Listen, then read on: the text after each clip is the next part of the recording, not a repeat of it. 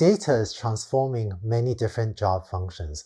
Whether you work in recruiting or sales or marketing or manufacturing or agriculture, data is probably transforming your job function. What's happened in the last few decades is the digitalization of our society. So rather than handing out paper surveys like these, surveys are more likely to be done in a digital format. Or doctors still write some handwritten notes, but a doctor's handwritten note is increasingly likely to be a digital record. And so too it is in just about every single job function. And this availability of data means that there's a good chance that your job function could be helped with tools like data science or machine learning. Let's take a look. And in this video, I want to run through many different job functions and discuss how data science and machine learning can or will impact these different types of jobs. Let's start with sales.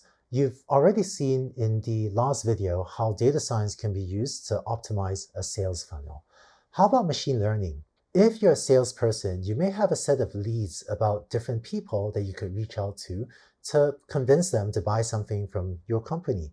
Machine learning can help you prioritize these leads. So you might want to prioritize calling up the CEO of the large company rather than the intern at a much smaller company.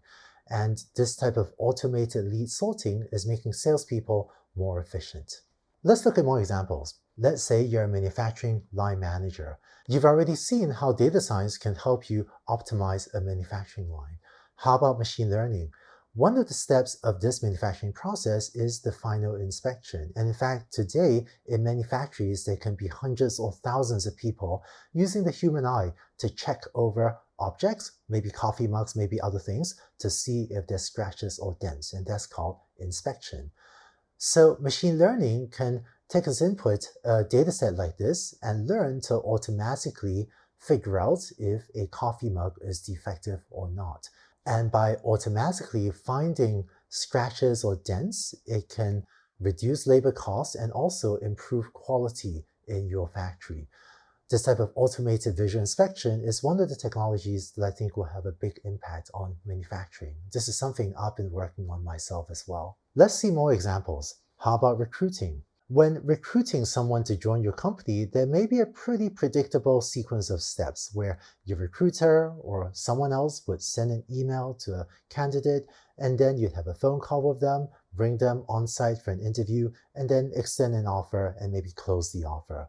Similar to how data science can be used to optimize a sales funnel, recruiting can also use data science to optimize a recruiting funnel. And in fact, many recruiting organizations are doing so today.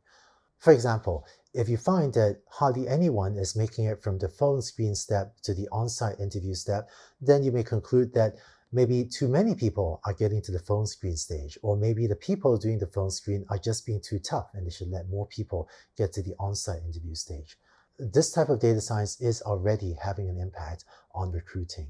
What about machine learning projects? Well, one of the steps of recruiting is to screen a lot of resumes to decide who to reach out to. So you may have to look at one resume and says, yes, let's email them, look at a different one to say, no, let's not move ahead with this candidate. And machine learning is starting to make its way into automated resume screening. This does raise important ethical questions, such as making sure that your AI software does not exhibit undesirable forms of bias and treats people fairly, but machine learning is starting to make inroads into this, and I hope can do so while making sure that the systems are ethical and fair. In the final week of this AI for Everyone course, you also learn more about the issues of fairness and ethics in AI. What if you work in marketing? One of the common ways to optimize the performance of a website is called A/B testing, in which you launch two versions of a website. Here, version A has a red button, version B has a green button, and you measure which website causes people to click through more. So with this type of data, a data science team can help you gain insights and suggest hypotheses or actions for optimizing a website.